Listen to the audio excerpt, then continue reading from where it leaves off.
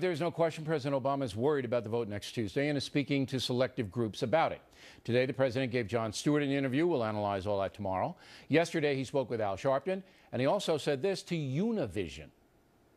And if Latinos sit out the election, instead of saying we're going to punish our enemies and we're going to reward our friends who stand with us on issues that are important to us, if they don't see that kind of upsurge in voting in this election, then I think it's going to be harder. And that's why I think it's so important that people focus on voting on November 2nd. Now, Mr. Obama's appeal is to racial voters, those who basically decide on ethnicity. And that is causing some controversy. Joining us from Baltimore, Chris Metzler, who teaches at George Washington University. And from D.C., Georgetown, I'm sorry, that's my mistake, okay. Doctor, I am sorry about that.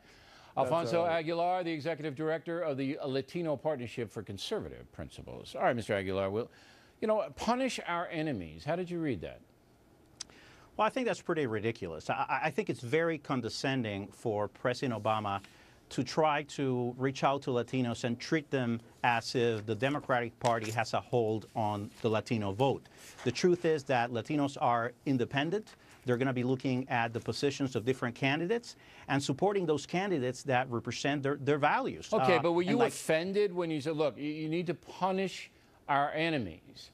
Yes, I guess that's the Republican Party. I guess that's what the president is saying, that the Republican Party is the enemies to Hispanic Americans. I mean, that's a pretty shocking statement, is it not? Well, it's absolutely ridiculous to generalize and say that Republicans are anti-Hispanic and the Democrats are pro-Hispanic. It's ridiculous, considering that Latinos are angry at the president and the Democratic leadership. In 2008, they campaigned saying that they were going to do something on immigration the first year of the administration, and they haven't done anything. So Latinos feel that they've been lied to. All right, well, look, but we'll see at the polls how it breaks down. But I'm more interested in the President of the United States, Dr. Metzler, going out and campaigning in a way that isn't bringing us together, that's for sure. Hey, you Hispanics, you better love your friends, not your enemies over there. They're trying to hurt you. Hey, you black people, hey, you know, you vote. Should a president of the United States be doing that? No, absolutely not. And let's take this back to 2004. Remember the speech in which he laid the groundwork for his election to the presidency when John Kerry was being nominated? There is not a black America, a white America. There's only the United States of America. Well, apparently that has evaporated. It is completely inappropriate for the president of the United States, I don't care what his race or ethnicity is, to appeal to voters based on race. Period. End of story. Now, if it were a white president who were doing that, and what we heard was, okay, all of you white guys who have been offended by the system, come vote for me, there would be an outrage. And it also assumes that the Republican Party is made up of all rich white men who don't care about blacks or Latinos. It is insulting. It is condescending. I was disturbed. And I don't think President Obama has played that race card too much in the 2 years he's been in office. I mean, we had that Cambridge, Massachusetts thing. That wasn't handled well. But I think he's tried to stay away from that. But here, this is a naked appeal.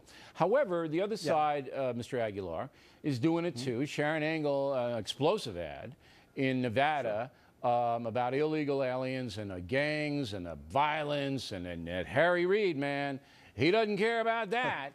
Now that's really walking the line, okay? Because she is branding the illegal alien problem in Nevada, and there is a big one in Nevada because we researched it today, as being a violent problem. And I'm not quite sure that's what's going on this time around. No, I agree. Look, Latinos, like other Americans, want to see an immigration system that works, that is consistent with the rule of law, but that also reflects the needs of the market. And they're tired of the Democratic Party treating them in a condescending way, taking their vote for granted. Again, they're going to be looking at the candidates, and they're angry at Democrats. They may be angry at many Republicans, but they also realize that there are many Republicans who are very supportive of them. They're concerned, like other Americans, about the growth of the federal government, that jobs are not being created. related. You know, I'd really like somebody to do a study, an in-depth study, maybe, you know, some polling associated with it, about attitudes on Hispanic Americans toward the illegal alien problem, and because it's really all over the place. It really is. You got the La Raza people who go open borders, and then you have people like yourself, Mr. Aguilar, who say, look, we just need a fair policy. Now, Dr. Metzler, one final question to you. I think that President Obama's appeal to the various ethnic groups through the media is going to be somewhat effective, that he is going to mobilize some people to come out. Am I wrong?